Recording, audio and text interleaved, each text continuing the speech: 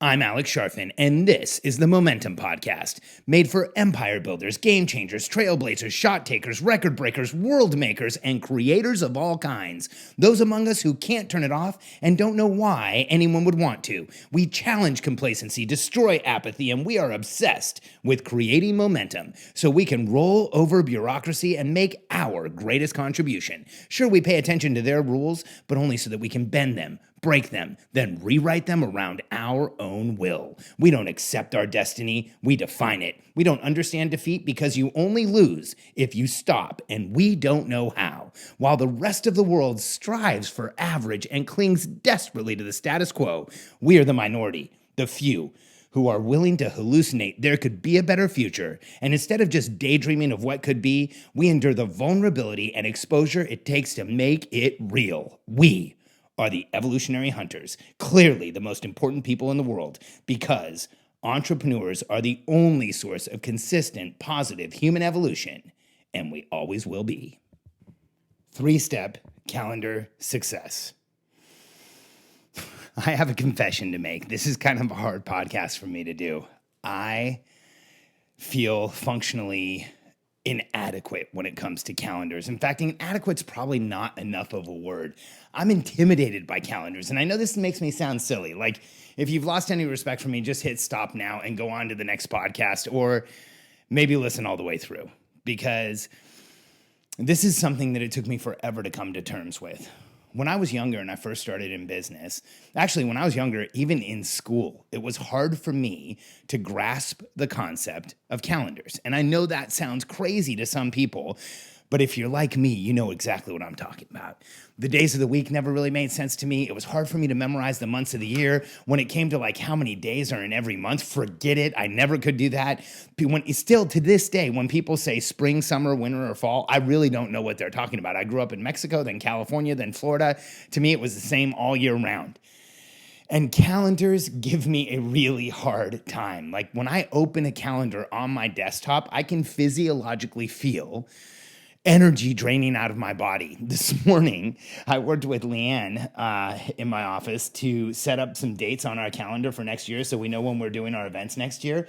And I swear, as we were doing the dates on the calendar, I felt like exhausted and tired. And we put a few dates on the calendar, and I'm not kidding. I went upstairs and laid down on my PEMF machine because I feel so exhausted by being on calendars. When I first started in business, this was way worse than it is today. I used to sit in meetings, and when people would start talking about dates and calendars, I had a trick. I had a small business card size calendar in my wallet and in the pocket on my day planner. And I used to slide it out and put it on the sheet in front of me so that I could track what they were talking about as far as dates and times. Because if somebody started saying, well, we'll have it in July or maybe June, maybe we can move it to May. Well, how will that conflict with the August event? I mean, I was done by the time they started talking about that, and it was always hard for me to track with dates. So calendars have always been a massive source of frustration and irritation for me, and they've always, well, I'll be honest with you, they've always made me feel a little dumb. They made me feel not as smart as the person sitting next to me. In all honesty, you probably hear it in my voice, calendars intimidate me. They make me feel less adequate, I guess, or less successful or less capable, and it just bums me out. And so it's taken me years. I'm 45 years old, and in the last couple of years, I've been able to figure out, and not last couple, but the last, decade or so, I've really started to figure this stuff out, and I have a 3-step process for calendaring that I think will really help you. Now, this isn't a process for those of you who are overwhelmed. Even if you like calendars, even if you're good at this stuff, this process works and it will help you get more done in less time. This process works and it will help you schedule in a way that you won't overwhelm yourself and you'll feel confident about how you move forward. And this process works because if you're looking to set up your calendar and really understand where you're going in the next year, or set up a calendar so that you can have maximum productivity, this will allow you to understand how to do that and where all the pieces fit. Because if you just sit down with a calendar and go for it, and you're like me, or calendars confuse you in the slightest, it can be a really hard process to calendar out a year. But if you go through this process, it becomes a lot easier and there can be massive clarity. Now, here's why I bring this up right now. In our business, we are actually on a July to June planning calendar. So our year, as far as what our team is concerned, runs from July 1 to the end of June every year. The reason we do that is because this year in June, right now, or this month in June, we're doing our annual planning for next year. Katie and I decided to move to a European fiscal, which is July to June, because every year in the past, when we would do annual planning, it would be in December to start in January. And we all know what goes on in November and December. It's hard to get anybody's attention, much less their focus and their ability to check in on a meeting and really make things happen and do annual planning. So today we do our annual planning in June and we plan all of the next year. And that's why I've been around calendars so much lately. Now, if you're anything like me and calendars bother you or intimidate you or scare you or make you feel inadequate, or you just want a better take on calendaring that will make things easier and make sure that you don't dismiss anything or miss anything, here's a simple, very simple 3-step strategic process that you can use to calendar a week. Like if you want to create your ideal week, you can use this to calendar your ideal day, and you can use this to calendar your entire year. So the first step is take perspective of how long you're going to calendar. Are you doing a year? Are you doing a week? Are you doing a month? What is it that you want to put on a calendar? So recently, Leanne and I did an entire year. And so the first thing you do when you're calendaring a year is you figure out what are all the things that need to go on your calendar? What are all the things, what are all the pieces that need to fit on this complex structure called a calendar so you can make sure you have everything you need throughout the year? And here's what that means. For us, those are things like our monthly planning, our quarterly planning, our annual planning, our all hands meetings, all of the items that we have to keep our team in process and moving forward. Then we also, for the year, we have to plan our 3 delivery events that we deliver for our clients. We have to plan mine and my family's vacations because the business that I own revolves around me. I'm the most important person in the business, and I'm willing to admit that. And so my team needs to know when I'm not going to be present, when we're going to be on vacation, and quite frankly, my family needs to know that I'm going to have that time available for them this year, so we make sure it actually goes on the calendar. So the first step to calendaring, it's going to keep happening. The first step to calendaring is figuring out all the things that go on your calendar. So make an exhaustive list of what is it you want to put onto the calendar, but don't be tempted to start filling in the calendar yet. Because the second thing you want to do is then look at all of those things and ask yourself, what frequency does each one have? Like as an example, our monthly planning for us, 12 times a year, it has to be once a month. Our annual planning is only 1 time a year. Quarterly planning is 4 times a year. Our monthly all hands happen every single month. We want to understand what is the frequency for the events that we have to put on our calendar. How many vacations, how many events, how many meetings, what are all of the things that you want to have in that period of time?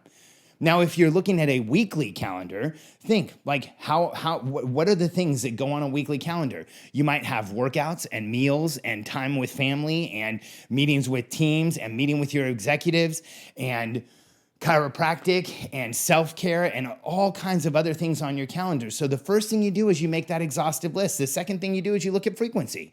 Chiropractic might be once a week. Self-care, you working out might be 5 times a week. Daily morning walk might be 7 times a week. You want to get the frequency for anything you're doing in the calendaring period you're working with.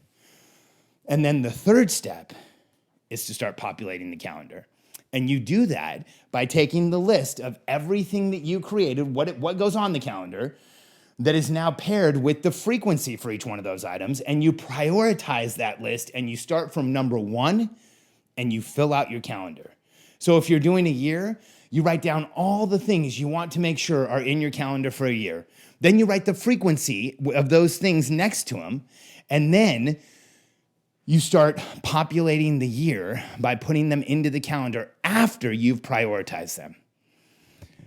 This way, we know exactly what goes in the calendar. We know how many times we need to put it there, and we can populate the calendar with clarity as to all the pieces that need to fit. This will allow you to create a schedule that you can actually stick to and create a schedule that you can put out to your team and have clarity as to where you're going.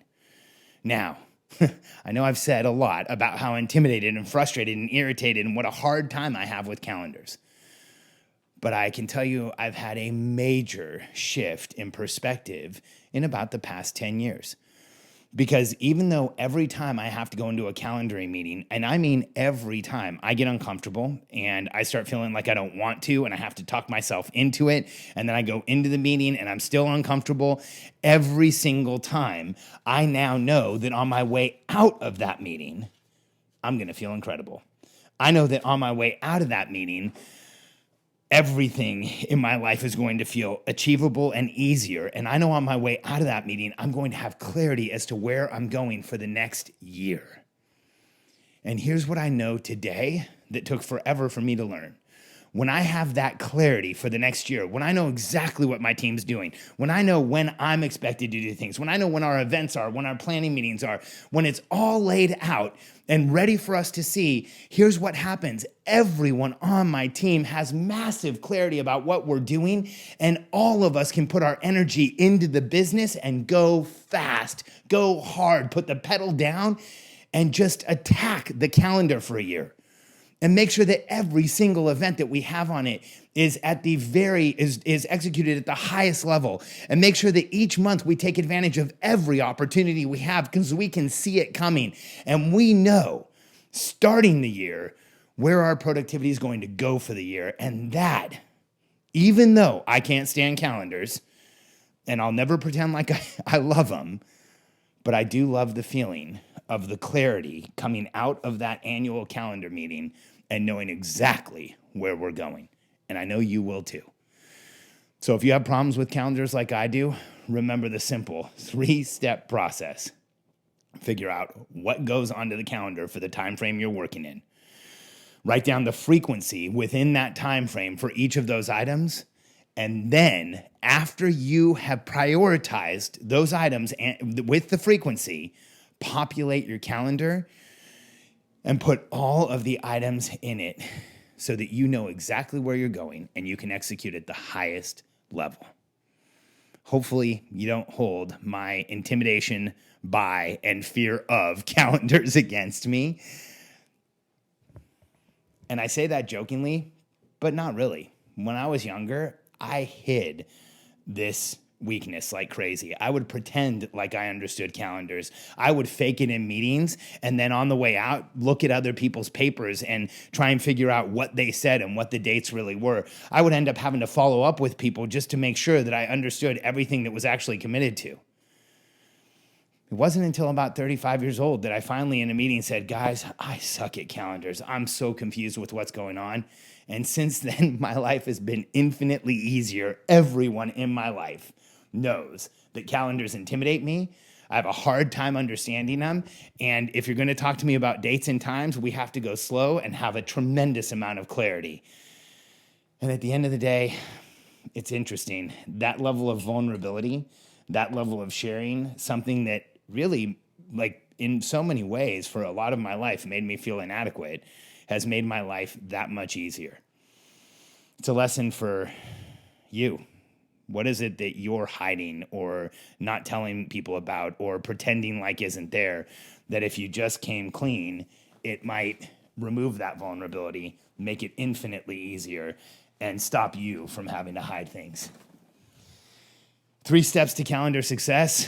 I am excited for you to try this out. And if you're ready to not only just grow your annual calendar and understand how to execute at the highest level, but create a business that grows to its highest potential. And if you're ready to build the team around the opportunity you have, if you know you could be doing more, selling more, helping more people, and creating a greater outcome, then don't wait. We are helping business owners grow bigger businesses every single day by creating the infrastructure they need to build a team, putting in place the forward planning system so they know exactly where they're going with laser focus, and the communication system so that everyone in the business knows exactly where you're going and can execute at the highest level. If you're ready to take your business to the next level, don't wait. Go to billionairecode.com, answer a few questions from me and my team, and we will get back to you and make certain we help you make your greatest contribution. Because if you've built an opportunity that you know you could be doing more, if you've built an opportunity where you know you could be serving more people, making more money, and having a bigger outcome, don't wait. Go to billionairecode.com, answer a few questions, and we look forward to connecting with you.